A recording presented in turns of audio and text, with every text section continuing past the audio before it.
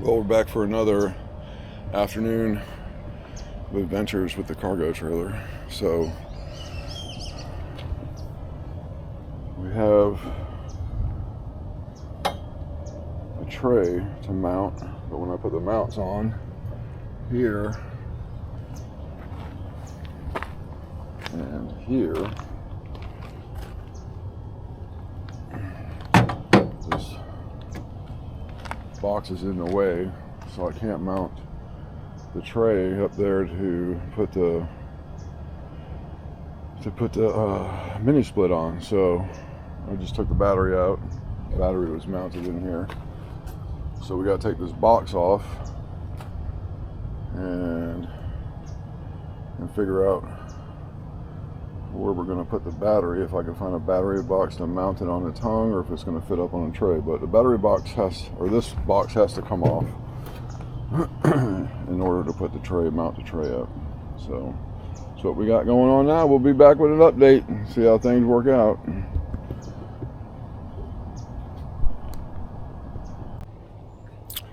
All right, well, it took a little while.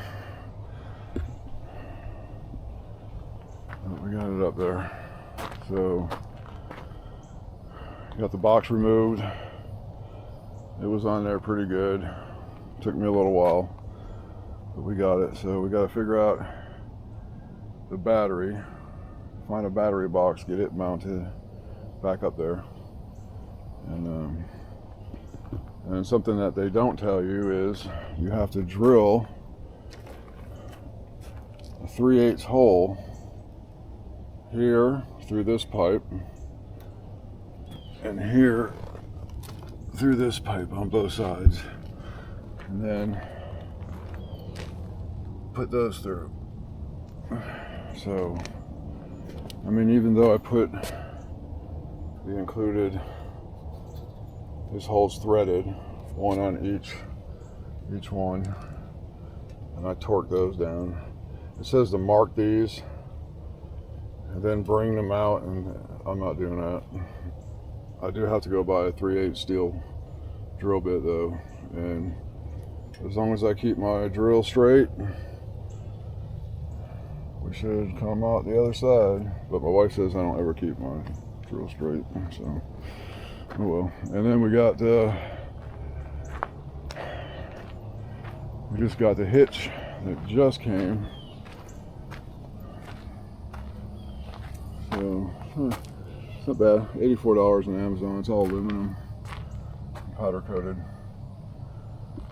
So we need to see if the Nissan is going to pull this baby,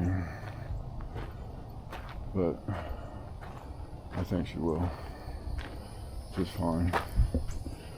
I didn't think I'd like a Nissan, but I really liked my 2500. But when we pulled up and I seen this and then we drove it, I'll tell you what, with a 6-inch lift kit and those 35s on there, it drives smooth as can be. And Tony hasn't drove it yet because of her foot. She can't drive yet, so I'm afraid that when she does drive it, she's gonna love driving it. And then driving her little Fit me, which has a flat. But I found a nail in it, so we'll take it next door to Willie Simon Motorsports, and he'll plug it up for me for about $100. He always charges me more because I'm his neighbor, but no, he's probably one of the best mechanics around town, and he'll always work on our vehicles. But he hated working on that last truck because that last truck had so much rust, and man, they hid that rust. They sprayed it all and hid it. And when he had it up on the lift to fix the brake line, I took a peek of it, and all the rust was on the back rocker along here on the Chevy, but it was going all the way back and then coming up the back of the cab. And actually, when we took it to trade it in, I sent him pictures of it because we more or less did everything online. And he goes, well, I didn't see that rust in the pictures. And that rust put us upside down in that truck, real upside down. So we took a loss. Put us upside down in that truck and put us upside down in this truck. But it is what it is. I love that little Nissan. It drives great. It's 400 horsepower. You can tell it has some torque too, but we got 15 days to exchange, so we need to get this trailer hooked up and make sure that it'll pull it, but I think it'll do all right. What do you think? Comment below if you think the Nissan Titan will pull the 8.5 by 20 cargo conversion. So I think we decided on a queen bed. Have the water tank. The water tank's in there. I don't have no power because the battery's disconnected. All the lights are 12 volt.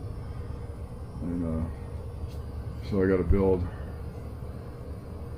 a cabinet for that, and then the refrigerator will go up on top, and then that cabinet over there is going to get taken down. When the mini split's going to go there. And then that cabinet will go over here above the fridge. Yeah, we got a little bit of work to do, but it's coming along. I'm not in a hurry. I gotta clean up my mess. Go buy a 3/8 steel drill bit tomorrow. Do those holes, that'll be done. I already carried the mini split out here, the outside unit, and it fits on here perfect. So just have to figure out the lines. I really wanted the lines to go underneath the trailer, but the two connectors are angled up, and I know that you can't kink that copper line, and it's 25 foot, so you're stuck with 25 foot because it's pre-charged. So you gotta be careful on the bend because it'll kink. I'm gonna scratch my new tray. Look at that. I'll probably scratch it with that mini split. But yeah, so yeah, I wish they would have say anything about drilling no holes. Thought this was all bolt up, and I don't actually. I guess because I have a thicker frame, some are thinner, so I guess that would be kind of hard to pre-drill these because it would be different for different trailers. So yeah, I'll drill those holes tomorrow, put those in, and then do something with the battery. All right, so we'll the screen keep locking. We'll keep you posted. I think the mini split may be next. Depends on the weather. Got to make the plug, the wire for the solar. I just have the solar temporarily there. Just tape it up so the rain won't get in. We got to fix that. And yeah. Oh, and we did decide to put a wall up. So we're going to put a wall because that box had to come down, and we're going to carry the generator, and I really don't want to carry the generator in the back of the truck. The generator's 17 inches wide, so we're going to do a wall at 20 inches,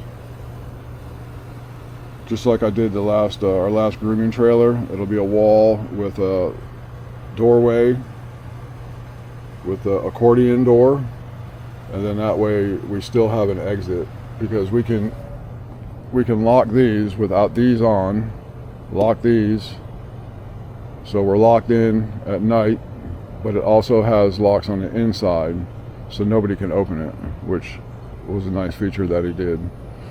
So yeah, so we wanted to make sure we had another exit just in case. All right, so we'll keep you posted. Stay tuned for more cargo trailer shenanigans.